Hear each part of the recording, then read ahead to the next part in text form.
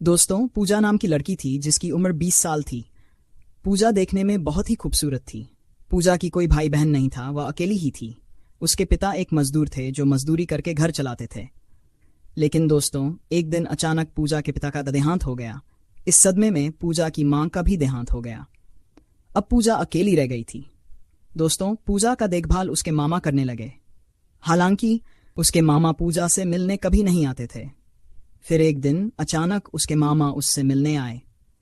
उन्होंने पूजा से कहा, अब मैं तुम्हारे ही साथ रहूंगा, हम दोनों मिलकर साथ रहेंगे। ये सुनकर पूजा बहुत खुश हो गई। दोस्तों, पूजा के मामा उसके साथ कुछ ऐसा कर देते हैं जिसे देखकर आप भी चौंक जाएंगे। इससे पहले कि कहानी आगे बढ़े, हम आपसे एक छोटी सी रिक्वेस्ट करना चाहते हैं। वीडियो को लाइक करें और चैनल को सब्सक्राइब करें। साथ ही कमेंट में अपना नाम और सिटी का नाम जरूर लिखें। अब कहानी शुरू होती है। वाराणसी के एक छोटे से मोहल्ले में पूजा नाम की लड़की रहती थी।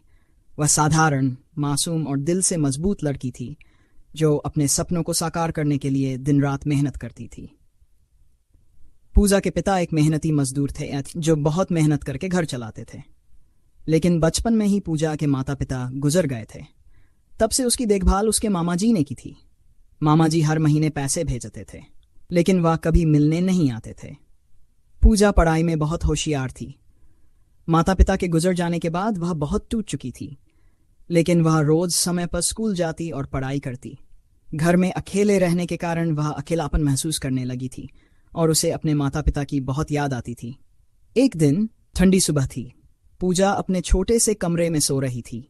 खिड़की से हल्की धूप अंदर आ रही थी। अचानक दरवाजे पर दस्तक हुई। पूजा ने चौंक कर दरवाजा खोला। बाहर उसके मामा खड़े थे। उनका चेहरा थका हुआ था, लेकिन आंखों में प्यार झलक रहा था। उन्होंने कहा, बेटा, अब सब कुछ छोड़कर तुम्हारे पास ही रहने आया हूं। यह सुनकर पूजा की आंखें भर आईं। उसने मामा को अंदर बुलाया और उनके लिए चाय बनाई। मामा ने बताया कि उन्हें पूजा की मेहनत और संघर्ष पर गर्व है। उस दिन मामा ने अपनी सारी जायदाद पूजा के नाम कर दी। उन्होंने कहा, तू मेरी बेटी है, अब तुझे किसी चीज की कमी नहीं होने दूंगा। यह सुनकर पूजा को एहसास हुआ कि सच्चे रिश्ते हर मुश्किल को आसान बना देते हैं।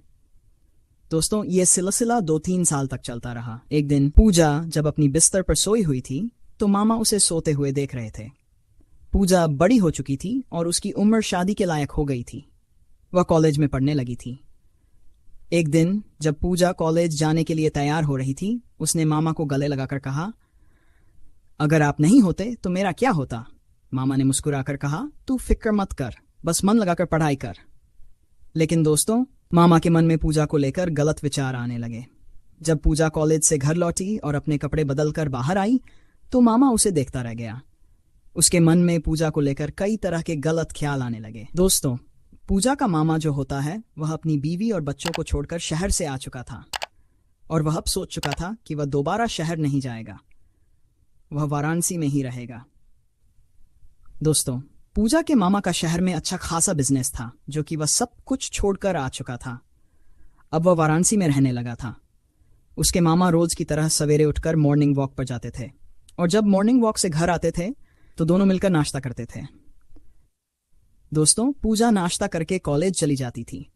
इधर पूजा के मामा घर पर अकेले पड़ जाते थे। और दोस्तों, पूजा रोज अपने समय पर कॉलेज जाती थी और कॉलेज से समय पर लौटती थी। लेकिन दोस्तों, जब पूजा कॉलेज जाती थी तो उसके मामा को घर में अकेले मन नहीं लगता था, इसलिए उन्होंने लेटेस्ट मॉडल का नया फोन ले लिया था। वह जब भी अकेले बैठते थे तो मोबाइल चलाने लगते थे। लेकिन दोस्तों, एक दिन उनके सामने कुछ अजीबोगरीब वीडियो आ गया जिसे देखकर वह बहुत उत्तेजित हो गए। दोस्तों, जब पूजा कॉलेज से घर आती थी तो अब मामा जी उसके साथ बहुत समय बिताने लगे थे। जब पूजा कॉलेज चली जाती थी तो वह फिर से वही अजीबोगरीब वीडियो देखने लगते थे। यह सिलसिला लगभग 2 से 3 महीने तक चलता रहा। दोस्तों, पूजा का मामा जो होता है वह अब परेशान हो जाता है कि अपनी अंदर की उत्तेजना को कैसे खत्म करे। मामा जी इस सोच में डूबे होते हैं कि इतने में ही पूजा वहां आ जाती है और पूछती है, क्या सोच रहे हैं मामा जी। मामा अचंभित हो जाते हैं और कहते हैं, कुछ नहीं हुआ, चलो आज दोनों मिलकर डिनर करते हैं।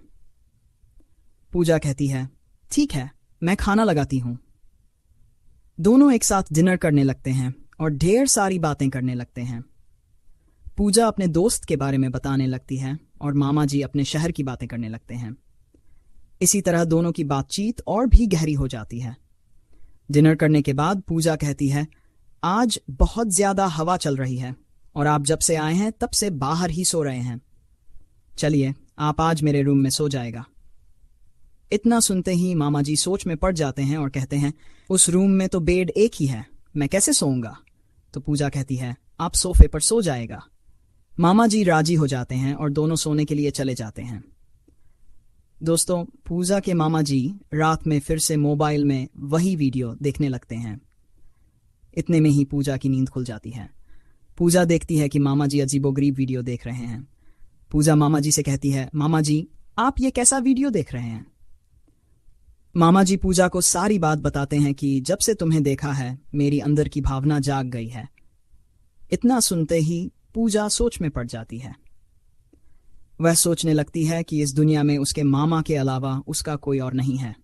इतने में ही मामा पूजा को अलग तरीके से कमर से पकड़ लेते हैं और दोनों हम बिस्तर हो जाते हैं। अगले दिन मामा पूजा को कॉलेज जाने से मना कर देते हैं और कहते हैं, आज कॉलेज मत जाओ, आज दोनों मिलकर मजे करेंगे। पूजा भी मान जाती है और दोनों वही सब करने लगते हैं जो एक पति पत्नी करते हैं। दोनों भूल जाते हैं कि वे मामा भांजी हैं। यह सिलसिला लगभग 5-6 महीने तक चलता रहा। दोस्तों, पूजा प्रेग्नेंट हो जाती है। जब इस बात का मामा जी को पता चलता है तो वह पूजा को अबॉर्शन के लिए अस्पताल ले जाते हैं। लेकिन दोस्तों, जब गांव वाले पूजा को इस हालत में देखते हैं तो सोच में पड़ जाते हैं कि आखिर पूजा प्रेग्नेंट कैसे हो गई। जब पता चलता है कि पूजा और उसके मामा का अफेयर चल रहा था तो पूरे गांव में दोनों की इज्जत खत्म हो जाती है।